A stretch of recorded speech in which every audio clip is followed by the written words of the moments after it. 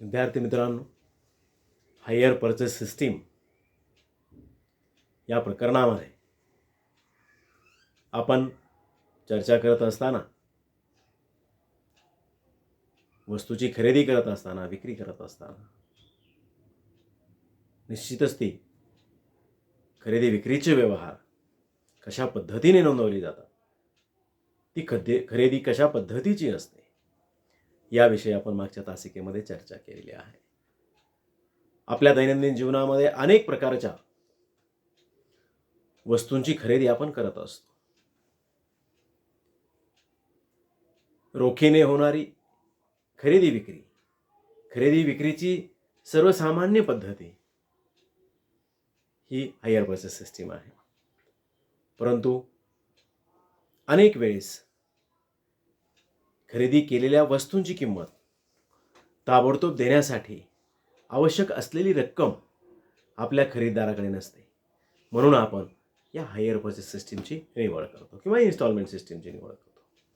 मग अशा वेळी विक्रेता त्याला ती वस्तू उधारीवर खरेदी करण्याची सोय उपलब्ध करून दिली जाते. रोख विक्रीप्रमाणेच उधार विक्रीच्या व्यवहारात देखील वस्तूचा ताबा आणि मालकी हक्क यांचे हस्तांतरण विक्रेत्याकडून क्रेत्याकडे ताबडतोब घडून येते. क्रेत्याकडून वस्तूची किंमत मात्र ताबडतोब मिळत नाही. त्यामुळे विक्रेत्याचा पैसा हा क्रेत्याकडे निश्चितच अडकून पडतो आणि अनेक वेळेस गरजेच्या वेळी देखील तो मिळत नाही. कधीकधी उधारीची रक्कम बुडण्याची सुद्धा या व्यवहारामध्ये भीती असते. म्हणून उधार विक्रीच्या पद्धतीमध्ये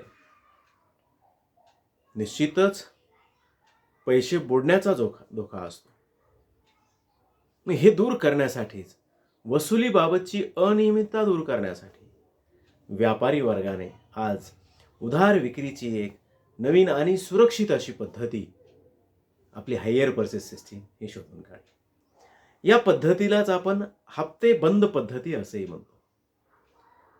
या पद्धतीत वस्तूची किंमत एकदाच न देता क्रेत्याला सोयीस्कर अशा लहान लहान हप्ते पाडून ती दिली जाते. त्यामुळे विक्रेत्याच्या दृष्टीने, खरेदीदाराच्या दृष्टीने ही पद्धती निश्चितच सोयीची आणि चांगली आहे.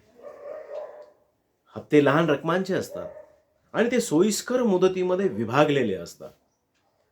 त्यामुळे क्रेत्यांना हप्त्याची रक्कम भरणे सहज जमते. तर विक्रेत्याच्या दृष्टीने उधारीची रक्कम हळूहळू पण निश्चितपणे वसूल होते. जगातील सर्वच देशांमध्ये हायर परचेस सिस्टीम आणि इन्स्टॉलमेंट सिस्टीमचा वापर हा निश्चितच केला जातो. मग यामध्ये निश्चितच क्रय विक्रय पद्धतीमध्ये जी काही वस्तू खरेदी आपण करत असतो,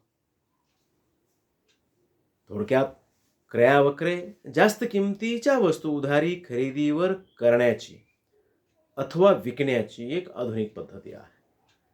या पद्धतीनुसार वस्तूंची खरेदी विक्री करताना क्रेता आणि विक्रेता आपापसात निश्चितच करार करतात. त्यालाच क्रय विक्रयाचा करार देखील म्हटलं जातं. मग या कराराप्रमाणे वस्तूची खरेदी या ठिकाणी होते. हायर परचेस सिस्टीमने वस्तू खरेदी करणारा क्रेता आणि वस्तू विकणारा विक्रेता आपल्या जमा खर्चाच्या पुस्तकामध्ये या व्यवहाराच्या नोंदविण्यासाठी निश्चितच काही जमा खर्चाची पुस्तके ठेवत असतो.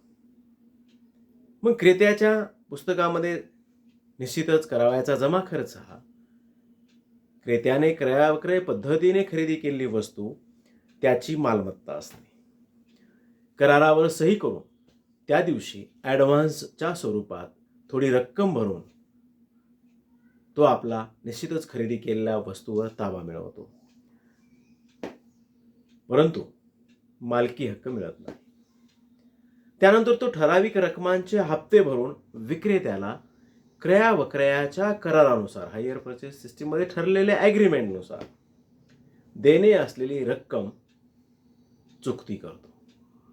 मग क्रयाविक्रयाच्या करारावर स्वाक्षरी केल्याबरोबर भरलेली रक्कम पूर्णपणे मालमत्तेच्या रोख मूल्याबद्दल कॅश प्राइस दिलेली असते. परंतु नंतर ठराविक मुदतीच्या अंतराने जे हप्ते भरण्यात येतात त्यात काही भाग त्या संपत्तीच्या, त्या वस्तूच्या, मालमत्तेच्या रोख मूल्याचा, तर काही भाग देणे असलेल्या रोख मूल्यावर, एकूण रोख मूल्यावर देणे असलेल्या त्यावर झालेल्या व्याजाचा असतो. मग अशा प्रकारे क्रेता क्रयाविक्रयाखाली खरेदी केलेल्या वस्तूंची किंमत एकदम न चुकविता हळूहळू देतो. म्हणून तो ज्या प्रमाणात वस्तूचे रोख मूल्य भरतो त्या प्रमाणात त्याला वस्तूची मालकी हक्क सुद्धा मिळतो. त्यामुळे त्याने करारावर स्वाक्षरी करताना भरलेली पूर्ण रक्कम आणि त्यानंतर भरलेल्या हप्त्यातील वस्तूच्या रोख मूल्याची रक्कम संबंधित मालमत्तेच्या खात्यामध्ये नावे टाकले जाते. तसेच करारावर स्वाक्षरी करताना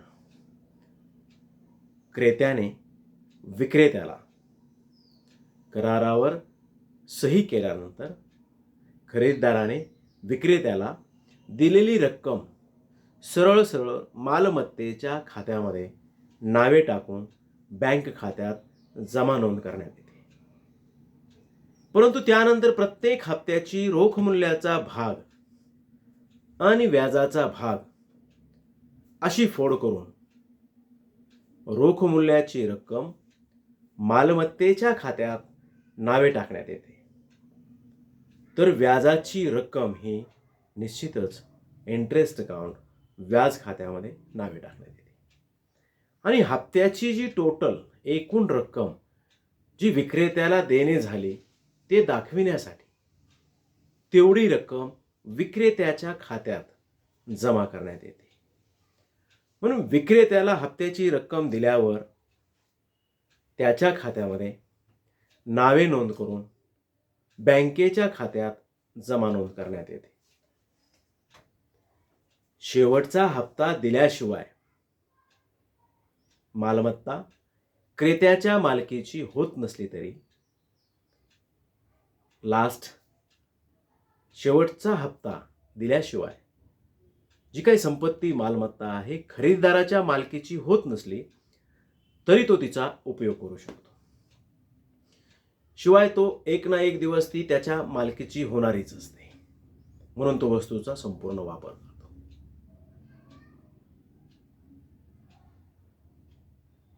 म्हणून खरेदीदार हा त्या वस्तूसाठी दरवर्षी एका ठराविक दराने आणि स्वीकृत पद्धतीने त्या खरेदी केलेल्या वस्तूवर वर्षाच्या शेवटी डिप्रिसिएशन आकारतो. त्यावेळी डिप्रिसिएशन अकाउंटमध्ये नावे नोंद करून मालमत्तेच्या खात्यामध्ये, त्या संपत्तीच्या खात्यामध्ये जमा नोंद करण्यात येते. मग क्रयाविक्रयाने मालमत्ता खरेदी केल्यास, हायर परचेस सिस्टीमने जर एखादी वस्तू खरेदी केल्यास, संपत्ती खरेदी केल्यास, संबंधित व्यवहार नोंदविण्यासाठी खरेदीदार आपल्या खाते वहीमध्ये निश्चितच पुढील प्रमाणे खाते उघडतो. ती म्हणजेच ॲसेट अकाउंट, मालमत्ता खाते. त्यासोबतच दुसरं खातं उघडलं जातं, इंटरेस्ट अकाउंट, व्याज खाते. तिसरे खाते सेलर्स अकाउंट, विक्रेत्याचे खाते.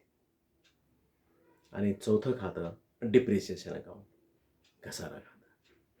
क्रयाविक्रय पद्धतीमध्ये जर मालमत्तेची खरेदी हायर परचेस सिस्टीमच्या तत्वानुसार, कायद्यानुसार झाली असल्यास खरेदीदार निश्चितच ह्या अत्यावश्यक असणाऱ्या पुढील 4 खात्यांची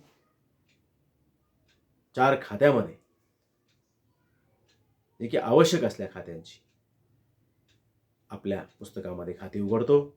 ती आवश्यक खाती म्हणजे asset account, interest account, seller account आणि डिप्रिशिएशन अकाउंट. ही 4 महत्त्वाची खाती हा खरेदीदार उघडत असतो. त्यासोबतच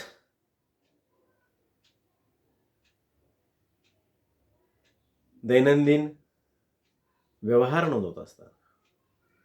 क्रय-विक्रय पद्धतीने केलेल्या मालमत्तेशी काही संबंधित व्यवहार नोंदविण्यासाठी खरेदीदार आपल्या डेली नोंदवहीमध्ये, रोजकीर्दमध्ये काही नोंदी करत असतो. मग त्या नोंदी करण्यासाठी जी पुढील प्रमाणे मेथड आपण वापरतो. जसे नंबर 1,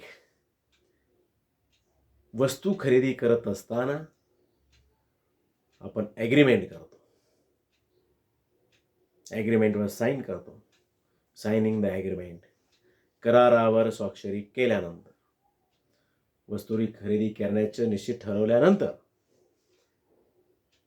जो करार होतो, त्या करारावर स्वाक्षरी केल्यानंतर निश्चितच क्रेत्याने क्रय-विक्रय खरेदीच्या करारावर सही केल्यावर करारातील अटीनुसार त्याला मालमत्तेच्या रोख मूल्यापैकी काही रक्कम ताबडतोब भरावी लागते. आणि ही रक्कम विक्रेत्याला दिल्यावर तो आपल्या रोजकीर्दीत निश्चितच पुढील प्रमाणे नोंद करतो. ती म्हणजे asset account DR to bank account. ती जी काही मशिनरी खरेदी केली असेल, कॉम्प्युटर खरेदी केला असेल, जी काही ॲसेट असेल, त्या ॲसेटला आपण machinery account debit to bank account. या ठिकाणी asset account debit to bank account. Being agreement money paid. क्रय-विक्रयाच्या करारानुसार करारावर सही करताना रोख रक्कम भरल्याबद्दल आपण त्याचं नॅरेशन लिहितो. मग यासोबतच प्रत्येक हप्ता देय झाल्यावर, प्रत्येक हप्ता आपल्याला देय झाल्यावर अशा हप्त्याची रक्कम विक्रेत्याला दिल्यानंतर मग करारावर सही करताना भरलेली रक्कम सोडून बाकीची रक्कम मासिक, त्रैमासिक असेल, अर्धवार्षिक असेल किंवा वार्षिक हप्त्याच्या स्वरूपात भरावयाचा करार केलेला असल्यास मग हप्त्याची मुदत आणि रक्कम क्रय-विक्रयाच्या करारातच दिलेली असते. प्रत्येक हप्ता हा सामान्यतः सारख्याच रकमेचा असतो. प्रत्येक हप्त्यामध्ये मागील शोधनाच्या तारखेपासून चालू हप्त्याच्या तारखेपर्यंत व्याज मग ते आदत्य रोख मूल्यावर आकारलेले वसूल करण्यात येते. मग हप्त्याच्या रकमेतून हे व्याज कापून घेतल्यावर उरलेली रक्कम ही मालमत्तेच्या रोख मूल्याच्या वसुलीकडे वळती करण्यात येते. मग अशा प्रकारे प्रत्येक हप्ता देताना त्यात किती रक्कम ही व्याजाबद्दलची आहे आणि किती रक्कम ही त्या ॲसेटची, खरेदी केलेल्या रोख मूल्याबद्दलची आहे, हे क्रेत्याला ठरवावे लागते. प्रथम व्याज आणि रोख मूल्याबद्दल विक्रेत्याला हप्त्याची रक्कम देणे झाली की निश्चितच त्याची कीर्द नोंद करण्यात येते आणि त्यानंतर हप्त्याची रक्कम ही विक्रेत्याला दिली जाते आणि ती दिल्याची नोंद केली जाते. मग खरेदीदार हा विक्रेत्याला हप्त्याची रक्कम देय झाल्यानंतर ते दाखविण्यासाठी, निश्चित दर्शविण्यासाठी पुढील पद्धतीची नोंद करतो. ज्यावेळेस इन्स्टॉलमेंट द्यायचा असतो, ज्याला आपण first instalment, first hire purchase मधला इन्स्टॉलमेंट असेल, मग तो देण्याबद्दलची नोंद आपण निश्चितच अशा पद्धतीने करू. Assets account DR. मग ही ॲसेट जो काही ठराविक ठरलेला हप्ता असेल तर ते रोख मूल्याने दर्शवावी लागेल. Asset account DR. Interest account D R, निश्चित दराने ठरलेलं व्याज असेल. आणि टू सेलर्स अकाउंट, दोन्ही मिळून ॲसेट बद्दलची रक्कम आणि इंटरेस्टची रक्कम अशी दोन्ही मिळून रक्कम ती टू सेलर्सच्या अकाउंटला आपल्याला ती द्यावी लागेल. मग त्यासोबतच तो फर्स्ट इन्स्टॉलमेंट असेल, सेकंड असेल, फायनल असेल. बिंग फायनल इन्स्टॉलमेंट ड्यू अशा पद्धतीनं आपण ती नोंद करतो.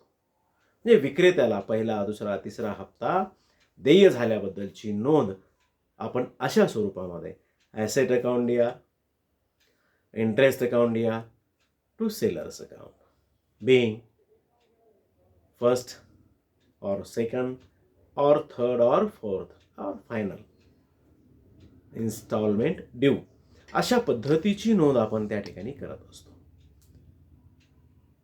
मग ही ड्यू असलेली नोंद विक्रेत्याला या हप्त्याची रक्कम आपण ज्यावेळेस त्या संबंधित विक्रेत्याला देतो त्यावेळेस निश्चितच सेलर्स अकाउंट डी आर, ज्या कोण्या व्यक्तीकडून आपण ती वस्तू खरेदी केली असेल त्या सेलरचं नाव, sellers account D R to bank account. मग अशा पद्धतीनं टोटल अमाऊंटनं ही नोंद आपण या ठिकाणी करत असतो. फर्स्ट इन्स्टॉलमेंट असेल, सेकंड असेल आणि थर्ड असेल, फायनल असेल, फोर्थ असेल, जे काय असेल असेल. मग त्या विक्रेत्याला ज्या काही इन्स्टॉलमेंटची रक्कम दिल्यावर आपण निश्चितच sellers account D R to bank account अशा पद्धतीनं नोंद करतो. Being first instalment, second instalment, third instalment और फोर्थ एनी इन्स्टॉलमेंट पेड याबद्दलची नोंद आपण करतो. म्हणजे विक्रेत्याला पहिल्या असेल, दुसऱ्या असेल, तिसऱ्या असेल किंवा फायनल असेल हप्त्याची रक्कम दिल्याबद्दलची नोंद आपण करतो. ती म्हणजे seller account D R to bank account अशा पद्धतीने ती नोंद करत असतो. मग यासोबतच खरीददार ॲग्रीमेंट मनी, ॲग्रीमेंटच्या कराराच्या वेळेस नोंद करतो. त्यासोबतच इंटरेस्टची नोंद असेल, हप्त्याच्या नोंदी असतील आणि त्या हप्ता पेड केल्याबद्दलच्या नोंदी असतील. मग या नोंदी केल्याबरोबरच मग पहिला हप्ता असेल, ॲग्रीमेंट मनी आणि पहिला हप्ता या कालावधीमध्ये खरेदीदार खरेदी केलेल्या वस्तूवर निश्चितच घसारा आकारतो. म्हणून मालमत्तेवर घसारणा आकारण्यासाठी, घसाऱ्याची आकारणी करण्यासाठी मग काही फिक्स्ड इन्स्टॉलमेंट असेल, ज्याला आपण स्थिर हप्ता पद्धती म्हणतो, फिक्स्ड इन्स्टॉलमेंट मेथड असेल किंवा ऱ्हासमान शिल्लक डिमिनिशिंग बॅलन्स मेथड असेल, रिड्युसिंग बॅलन्सिंग मेथड. मग अशा पद्धतीने खरेदी केलेल्या मालमत्तेवर डिप्रिशिएशन आकारण्यात येतं. मग या घसाऱ्याची नोंद प्रत्येक हप्त्यामध्ये हप्त्याची रक्कम दिल्यानंतर करावयाची असते. निश्चितच तो हप्ता म्हणजे वर्ष अखेर जमा खर्चाची पुस्तक बंद करताना करावयाची असते. त्यासाठी ॲसेटवर घसारा आकारण्यासाठी आपण निश्चितच या पुढील स्वरूपाची नोंद करतो. ती म्हणजे depreciation account D R, depreciation account D R to assets account. मग त्या खरेदी केलेल्या ॲसेटच्या बाबतीमध्ये जो काही ठराविक दर असेल 5%, 10%, 15%, 20%, तो मूळ किमतीवर, खरेदीच्या किमतीवर आपण तो आकारत असतो. बिंग डिप्रिसिएशन ऑन ॲसेट्स अशा पद्धतीने त्याचं नॅरेशन करत असतो. मग मालमत्तेवर वार्षिक डॅश डॅश दराने पद्धतीने घसारा आकारल्याबद्दल असं त्याचं नॅरेशन आपण लिहित असतो. मग निश्चितच डिप्रिशिएशनची सुद्धा नोंद आपण या ठिकाणी करत असल्या कारणाने वर्षाच्या अखेरीस